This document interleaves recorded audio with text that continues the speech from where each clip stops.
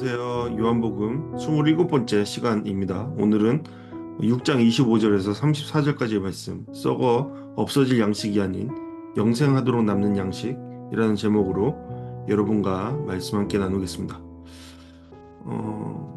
예수님께서 우리에게 주시려는 참된 양식이 무엇인지 오늘 말씀을 통해서 우리는 알아갈 수 있으리라 생각합니다. 이 본문은 오병이어 사건 직후에 일어난 일이죠. 예수님을 찾아온 군중, 무리들과 예수님께서 나누신 대화를 기록하고 있습니다. 예수님은 이 대화를 통해서 그들의 숨겨진 동기를 드러내시고 이 땅의 양식이 아닌 하늘의 생명, 영생의 양식을 말씀하고 계십니다. 이 본문을 통해 우리는 우리의 신앙이 무엇을 기대하고 있으며 우리가 진정 예수님을 따르는 신앙인가를 점검할 수 있을 것입니다. 오늘 말씀 함께 살펴보시겠습니다. 26절 말씀입니다. 25절에서 군중이 예수님께 묻죠. 랍비여, 언제 여기 오셨습니까? 무리의 질문은 겉으로는 예의를 갖춘 질문 같지만 예수님은 이 질문을 단호하게 비켜 나가시죠. 그리고 26절에서 이렇게 말씀하십니다. 너희가 나를 찾는 것은 표적을 보았기 때문이 아니라 빵을 먹고 배가 불렀기 때문이다. 예수님은 이들의 신앙적 관점 뒤에 숨은 현세적인 욕망과 그들이 예수님을 향해 갖고 있는 오해를 꿰뚫어 보시는 것이죠. 실상 그들은 예수님을 랍비라고 부르면서 선생님이라고 부르면서 예수님의 정체에 대해서 아직까지 모르고 있다라는 것을 보여주고 있습니다.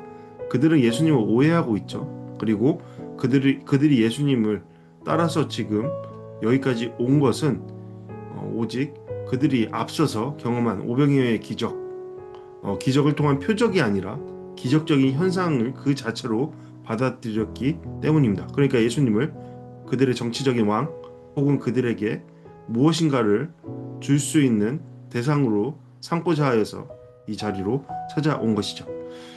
여기서 표적이라는 것은 단순히 이적을 넘어서 하나님 나라의 통치를 가리키는 사인이라고 볼 수 있습니다. 그러니까 그 기적을 통해 예수님 안에 임한 하나님의 통치를 그들은 보았어야 했습니다. 그러니까 이러한 놀라운 일을 행하시는 예수님의 정체를 그들은 좀 더 깊이 묵상하고 생각해야 했습니다. 그러나 그들은 그 사인을 읽지 못했죠. 왜 그랬죠? 단지 빵을 먹고 배부른 경험만을 그들이 기억했기 때문입니다. 그러한 일시적인 경험을 그들은 그저 귀하게 생각했던 까닭입니다. 우리는 여기서 생각해 볼 수 있죠. 나는 예수님을 왜 따르고 있지? 나는 예수님에 대해서 어떤 생각을 갖고 있지? 예수님은 누구시지? 라는 그런 질문을 던져볼 수 있겠죠. 우리가 진정 주님의 임재를 찾고 있는지 아니면 내 삶의 문제를 해결해 줄 그냥 수단, 제가 자주 쓰는 표현인데 그저 알라딘의 요술램프 같은 대상으로 삼고 있는 것은 아닌지 우리 생각해 봐야 할 것입니다. 이어서 예수님은 27절 말씀을 통해 이렇게 말씀하십니다. 썩어 없어질 양식을 위해서 일하지 말고 영생하도록 남는 양식을 위해 일하라. 인자가 너희에게 그것을 줄 것이다. 예수님은 단순히 인간의 육적인 필요를 채워주시는 분이 아닙니다. 그것을 위해 오시지 않으셨습니다. 물론 그것을 통해서 예수님의 하나님의 능력 그리고 예수님이 누구신지를 드러내십니다. 하지만 그것은 전부가 아닙니다. 배를 채우는 떡이 아니라 영혼을 살리는 생명의 양식을 주시는 분, 그분이 바로 예수님이십니다. 썩어질 양식은 그 자체로 나쁜 것은 아니죠. 그것이 필요합니다. 그러나 그것은 일시적이고 유한한 것입니다. 여러분 생각해 보십시오. 하나님의 능력으로 여러분 병이 나았습니다. 그러나 우리는 언젠가 죽습니다. 일시적인 경험을 통해서 우리는 더 큰 것을 경험할 수는 없습니다. 그것을 통해 일하시는 그분을 우리가 알아갈 때에만 믿음을 통해 그것을 추구할 때에만 비로소 우리는 더 큰 것을 경험할 수 있는 것이죠. 예수님은 우리에게 영원히 사라지지 않는 생명의 빵을 권하고 계신 것입니다. 그것이 중요하다. 너희들을 단순히 오병이의 사건을 통해서 무엇인가 얻었다고 생각하지 마라. 그것은 어떤 더 큰 것을 위한, 더 큰 믿음을 향한 어떠한 경험이다, 아니면 사인이다 라는 것을 말씀하고 계신 것이죠. 여기서 예수님이 말씀하신 일하라 라는 말씀은 행위로 무엇을 얻으라는 의미가 아닙니다. 삶의 방향을 전환하라 라는 것이죠. 앞서서 니고데모에게 말씀하셨던 것처럼 거듭나야 된다 라는 말씀입니다. 단지 먹는 것에 집착하는 삶에서 벗어나서 하나님이 주시는 영생에 집중하는 삶이 되어야 한다, 그것을 추구해야 한다 라고 말씀하시는 것입니다. 다시 묻죠. 우리가 어떻게 하면 하나님의 일을 하겠습니까? 사실상 이들은 예수님의 말씀을 여전히 오해하고 있습니다. 그저 일로 생각하고 있죠. 그러한 것에 초점을 맞추고 있습니다. 그러니까 여러분, 우리가 흔히 생각할 때 교회 일 생각하면 좋을 것 같습니다. 여러분, 왜 교회 일을 하고 있죠? 왜 교회 일 때문에 그렇게 힘들어하고 계십니까? 그것이 헌신이라고 믿고 계십니까? 그것이 어떠한 하나님의 일을 한다라고 생각하십니까? 이 부분을 다시금 묵상해야 되지 않을까 생각합니다. 어떤 프로그램을 따라야 할지, 어떤 행동을 해야 할지 우리는 고민합니다. 그러나 예수님은 뭐라고 말씀하시죠? 아주 명백히 말씀하십니다. 하나님의 일이란 곧 그분께서 보내신 일을 믿는 것이다. 하나님의 일은 행위 이전의 믿음이라는 것이죠. 예수님을 믿는 것이 곧 하나님의 일이라는 선언입니다. 이것은 인간 중심의 종교적인 열심을 내려놓고 그리스도를 중심에 두는 전환을 요구하는 것이죠.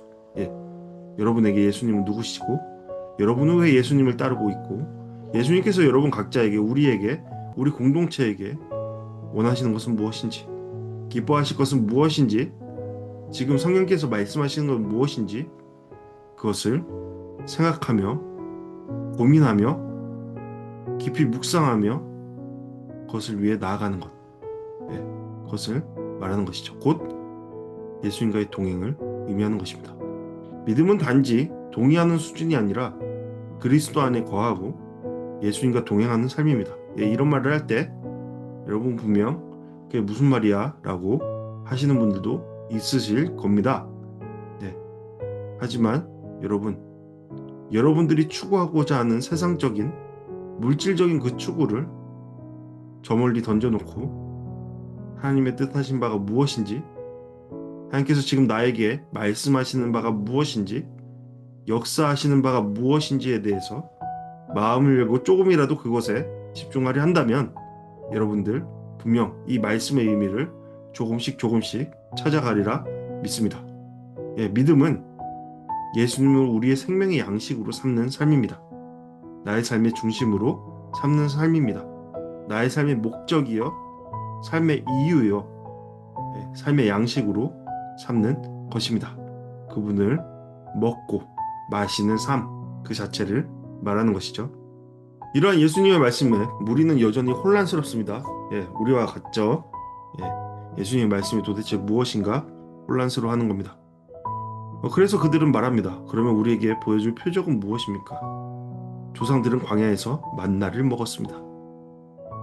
여기서 그들은 출애굽기 만나 사건을 인용하면서 예수님도 무언가 더 큰 기적을 보여주기를 기대하는 것이죠. 우리가 이해가 이 정도니까 와서 한번 더 가르쳐달라라고 말하고 있는 겁니다. 어디 한번 보여줘 주십시오 라고 요청하는 겁니다. 하지만 이것은 그들의 기대가 정치적이고 물질적인 메시아상, 곧 구원자를 원하는 것에 국한되어 있기 때문에, 사로잡혀 있기 때문에 했던 질문이다라는 것에 대한 증거입니다. 그들은 여전히 자신들의 마음, 추구를 바꿀 생각이 없는 것이죠. 그들은 여전히 예수님을 통해서 더 큰 무언가를 얻고자 했던 것입니다. 여러분, 그동안의 교회가 너무나도 많이 주장했던 것이죠. 예수님은 그 요구에 응답하지 않으십니다. 오히려 말씀하십니다. 하늘에서 빵을 내려준 분은 모세가 아니다.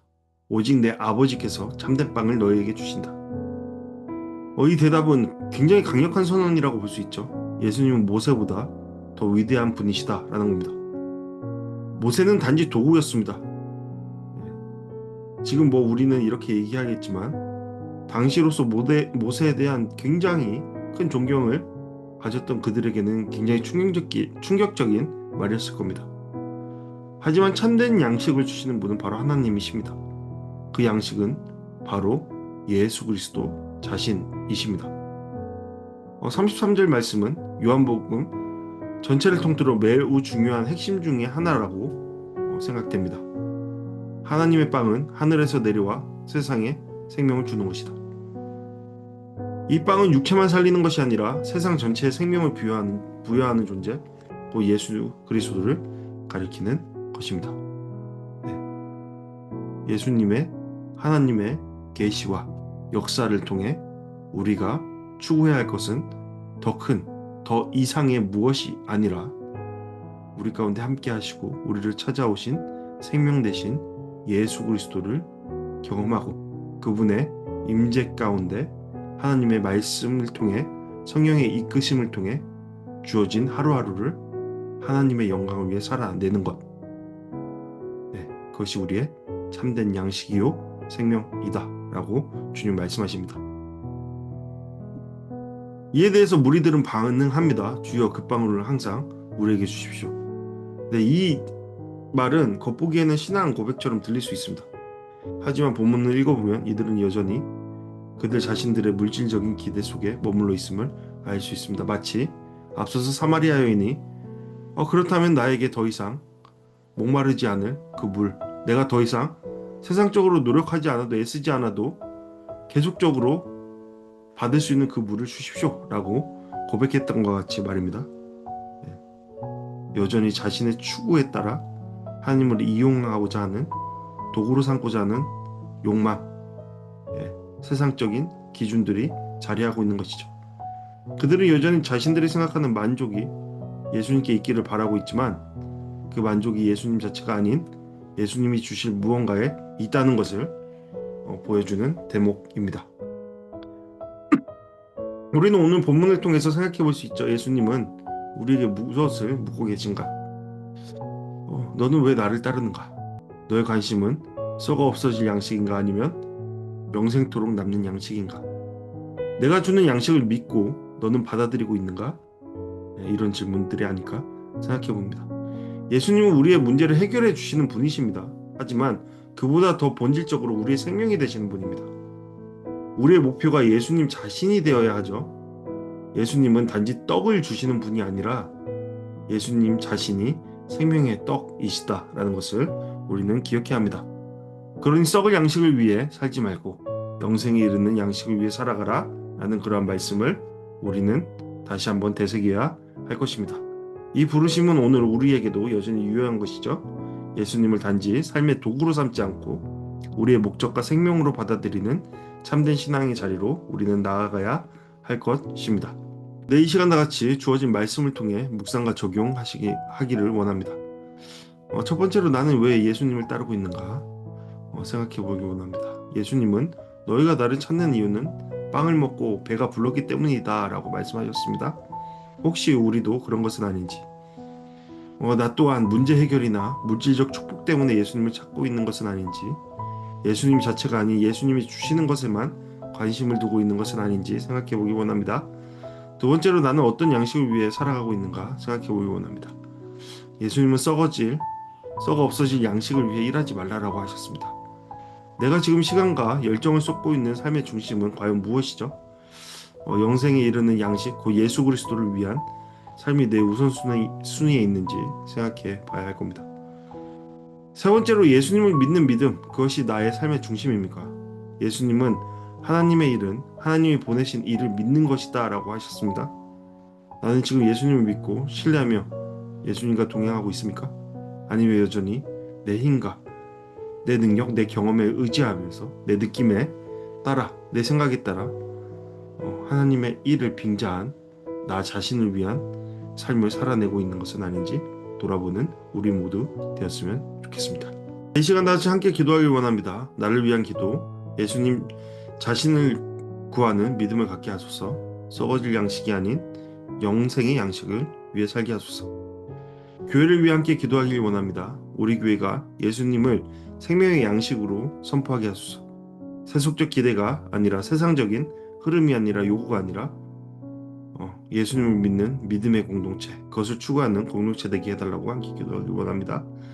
한 사람을 위해 중보하길 원합니다. 예수님을 아직 모르는 그 한 사람이 참된 예수 그리스도, 생명 대신 예수 그리스도를 만나게 하소서.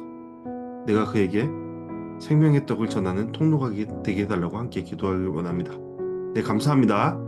네, 다음 시간에 다시 뵙겠습니다.